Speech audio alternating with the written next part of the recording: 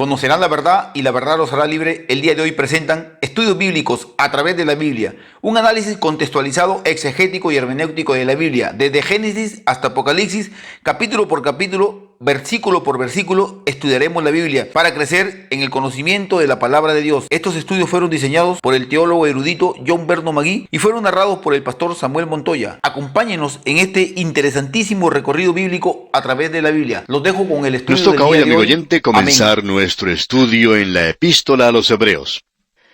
¿Y cómo comienza uno a estudiar una epístola como esta, la Carta a los Hebreos?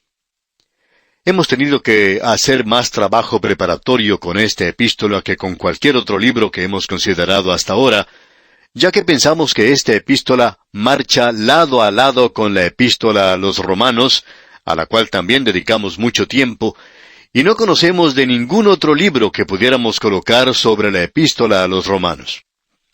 Estábamos preguntándonos cómo comenzar nuestro programa de hoy y vamos a hacer algo un poco diferente. Tenemos ante nosotros a algunos autores que han escrito en cuanto a esta epístola a los Hebreos. Vamos a permitir que estos eruditos en las Escrituras comiencen nuestro estudio de esta epístola a los Hebreos por nosotros. Porque cada uno de ellos, aunque hace una declaración diferente, está declarando algo que es de suma importancia y es algo que nos gustaría declarar también. Por tanto, deseamos comenzar con la primera cita sobre este libro a los Hebreos. Uno de los escritores, el Dr. G. Campbell Morgan, en su libro La última palabra de Dios al hombre, dice: la carta a los Hebreos tiene un valor especial porque existe hoy una concepción muy amplia en cuanto a Cristo que es inferior a la del Nuevo Testamento. Para ilustrar lo que quiero decir con esto, continuó el Dr. Morgan, permítame citar lo que dijo un escritor recientemente. Una de las mejores cosas que nosotros podemos decir en cuanto a la naturaleza humana es la siguiente: que en cualquier momento cuando se presenta una situación que pueda ser resuelta solamente por medio de una persona que tenga que entregar su vida por sus amigos, alguna persona heroica se presentará tarde o temprano y se ofrecerá a sí mismo como la víctima. Un Curtius para que salte al vacío, un Sócrates que se beba la cicuta, un Cristo para que se haga crucificar a sí mismo en el Calvario. Ahora esa es una cita de un liberal que menciona el Dr. Morgan, y él está usando esto para ilustrar que existe un punto de vista inferior en cuanto a Cristo. Y eso fue cierto en su día, y lo es mucho más en nuestro día. Así es que concluyamos esta declaración que hemos comenzado de este erudito en la Biblia, el Dr. Morgan, y él dice: no estamos proponiendo discutir eso de manera extensa, pero sí queremos decir que el ubicar a Cristo en esa conexión es algo similar a una blasfemia. Podemos hablar así de un Curtius, de un Sócrates, pero cuando hablamos de un Cristo, nuestra referencia a Él no solo no está en armonía con la presentación del Nuevo Testamento, sino que es implícitamente una contradicción de lo que éste declara en cuanto a la persona de Jesucristo. Con eso concluimos esta cita, y eso es algo tremendo para comenzar nuestro estudio de esta epístola a los Hebreos. Ahora deseamos citar aún a otro escritor que da un énfasis diferente a esto. Él dice: desde Adán hasta Moisés, a través de 2500 años, y desde Moisés a Malaquías, a través de 1100 años, los profetas estaban hablando por Dios al hombre. Pero al final de 3600 años, la revelación de ellos en cuanto a Dios era sólo parcial. Luego, después de un silencio de 400 años, cuando el cumplimiento del tiempo de los tiempos llegó, Dios envió a su Hijo, y en ese Hijo la revelación de Dios es perfecta. Eso, amigo oyente, es otra declaración tremenda, ¿no le parece? Vamos a presentar a continuación una tercera introducción a la Epístola a los Hebreos, y esta dice lo siguiente: la Epístola a los Hebreos, uno de los libros más importantes en el Nuevo Testamento, ya que contiene algunas de las principales doctrinas de la fe cristiana, es también un libro de una lógica infinita y de una gran belleza. El leerlo es el respirar la atmósfera del cielo mismo. El estudiarlo es participar de un alimento fuerte espiritual. Y el morar en sus enseñanzas es ser guiado de la inmadurez a la madurez en el conocimiento de la verdad cristiana y de Cristo mismo. Es el de seguir avanzando hacia la perfección. Y aquí tenemos otra declaración. El tema de la epístola a los Hebreos, el único libro en el Nuevo Testamento en el cual nuestro Señor es presentado en su posición como sumo sacerdote, es la gloria suprema de Cristo, el Hijo de Dios y el Hijo del hombre. Y debemos decir una vez más, amigo oyente, que esta es una declaración verdaderamente extraordinaria. Tenemos una cuarta introducción y esperamos que al pasar a través de las páginas de esta epístola, vamos a poder enfatizar lo que este autor enfatiza. Esperamos que esta introducción, de una forma u otra, pueda clarificar los pensamientos. De la introducción de este erudito en la Biblia presentamos algunos puntos sobresalientes. Que la iglesia profesante en la tierra es la vid verdadera, es la mentira atrevida e impía de la apostasía.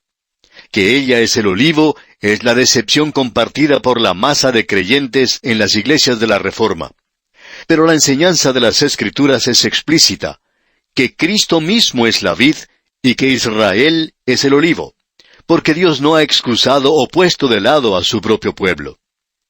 Y esta epístola a los Hebreos no era aceptada por la Iglesia occidental por mucho tiempo, y la razón se encuentra en este punto en particular, porque la Iglesia quería usurpar la posición o el lugar de Israel, y ellos adoptaron todas las promesas y las espiritualizaron y las tomaron para sí mismos, y rechazaron el propósito de Dios en la nación de Israel. Y como resultado, usted puede ver que la iglesia en esos días tempranos llegó a ser en realidad antisemita y persiguió a los judíos. Por tanto, amigo oyente, decir que Dios ya no tiene nada que ver con la nación de Israel es una triste equivocación, y confiamos que esta epístola pueda ser de ayuda para nosotros para comprender la gran verdad de que un hebreo es un hebreo, y que cuando éste llega a ser un creyente, él continúa siendo hebreo. Tal cual sucede con nosotros cuando llegamos a ser hijos de Dios. Eso no cambia para nada nuestra nacionalidad, sino que nos lleva a algo nuevo, al nuevo cuerpo de creyentes llamado la Iglesia. Y Dios está llamando tanto a judíos como a gentiles para formar un pueblo para sí. Cuando eso sea consumado, Dios sacará a su Iglesia de este mundo y Él continuará su propósito con la nación de Israel, cumpliendo todas sus promesas hechas a ellos y a través de ellos al mundo gentil en aquel día. Creemos nosotros que esta epístola nos va a ayudar. Debemos decir también que estas son 4 grandes introducciones a esta epístola a los Hebreos y quedamos en realidad endeudados a estos 4 maravillosos expositores de la palabra de Dios por ayudarnos a comenzar de esta manera en este estudio. Y ahora podemos lanzarnos con confianza a las aguas de la palabra de Dios en el día de hoy. Tenemos todavía algunos otros asuntos introductorios que debemos considerar. Siempre se ha presentado una pregunta que podríamos decir es legalista, y es, ¿quién es el autor humano de la epístola a los Hebreos? Si usted está familiarizado con la literatura de la Escritura, usted reconocerá que no ha habido unanimidad de pensamiento y que no se ha llegado a ningún acuerdo en cuanto a quién es el autor. El Dr. J. Vernon McGee, autor de estos estudios bíblicos, indicaba que cuando él era un estudiante, escribió una tesis en cuanto a esto porque le interesaba mucho este problema. Tanto le fascinaba que pasó bastante tiempo considerando este asunto. Él escribió esa tesis sobre quién escribió la epístola a los Hebreos y él trató de mantener allí la posición de que Pablo el apóstol fue el autor. No vamos a entrar aquí en detalles o en materia técnica o de erudición porque esto puede volverse un poco cansador y aburridor para aquellos que escuchan por radio, y en realidad no están muy interesados en cuanto a esto. Y después de todo, el autor humano es algo que no es muy importante. Lo importante es que esto es parte de la palabra inspirada de Dios. Ahora, el autor de estos estudios bíblicos, el Dr. J. Vernon McGee, ha mantenido la posición de que fue el apóstol Pablo quien escribió esta epístola.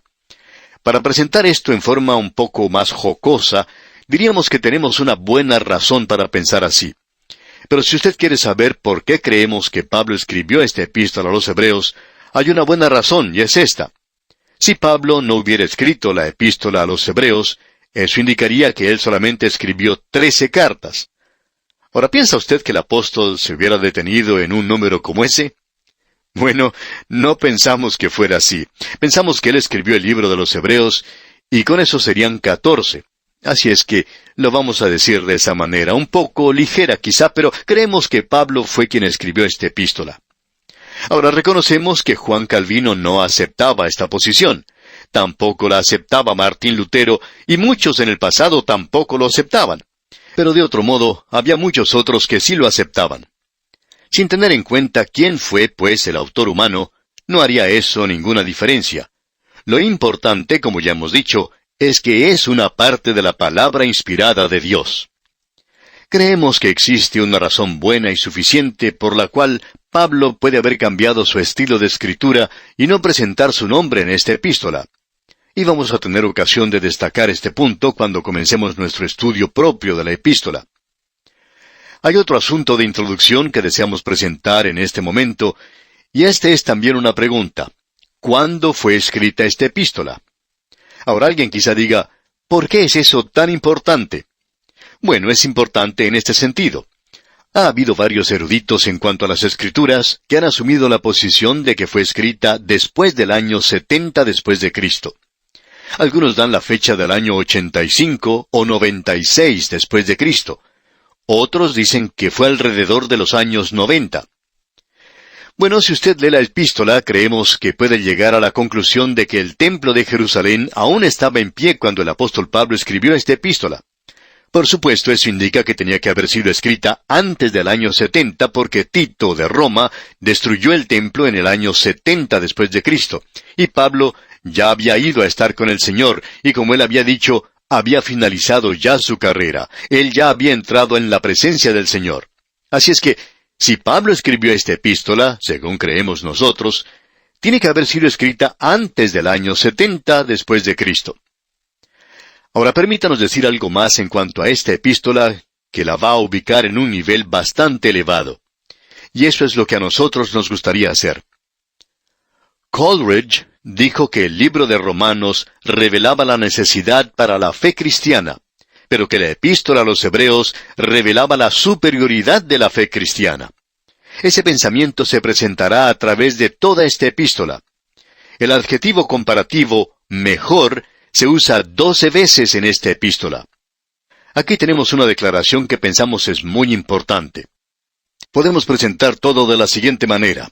Pablo está diciendo, y probablemente no deberíamos ser tan dogmáticos diciendo que es Pablo que lo dice, más bien deberíamos decir que la epístola a los Hebreos dice que la ley era buena y que ahora bajo Cristo, bajo la gracia, es mejor, pero que la gloria que vendrá va a ser mucho mejor. Así es que lo que tenemos en esta epístola a los Hebreos es algo que es mejor, es aquello que es mejor. La palabra perfecto o palabras semejantes ocurren 12 veces. Luego debemos decir que esta epístola también es un reto para nosotros. Es un desafío. Uno puede encontrar aquí expresiones o palabras como procuremos, temamos, haremos, que son mencionadas muchas veces. En realidad esta es una epístola que contiene el alimento sólido de la palabra. Queremos mencionar 2 versículos que nos indican un mejor camino. En el capítulo 3, versículo 1 de esta epístola a los Hebreos leemos, «Por tanto, hermanos santos, participantes del llamamiento celestial, considerad al apóstol y sumo sacerdote de nuestra profesión, Cristo Jesús». Nosotros debemos considerarle a Él. Y luego en el capítulo 12 de esta misma epístola, versículo 3, leemos, «Considerad a aquel que sufrió tal contradicción de pecadores contra sí mismo, para que vuestro ánimo no se canse hasta desmayar». Amigo oyente, en los próximos días, en realidad en las próximas semanas, vamos a considerarle a Él, porque eso es lo que se nos dice aquí a nosotros. Considerad a aquel. Estamos convencidos que eso es lo más importante que pueda hacer un creyente. En los primeros 10 capítulos de esta epístola a los Hebreos, vamos a ver que Cristo es mejor que la economía del Antiguo Testamento. Él es mejor y entonces nos encontraremos en la parte de la doctrina. Luego, en los capítulos 11 hasta el 13, Cristo da mejores beneficios y obligaciones para nosotros hoy, Y eso es en el lado práctico. De paso, digamos que eso está de acuerdo con la forma de escribir de Pablo, como él hace en todas sus epístolas. Bien, Dios mediante, en nuestro próximo programa entonces, vamos a poner nuestro pie en el umbral, por así decirlo, de esta epístola a los Hebreos y comenzaremos a analizar lo que ella tiene que decirnos. Será hasta nuestro próximo programa entonces, y que las incontables bendiciones del Señor sean con usted, ahora y siempre.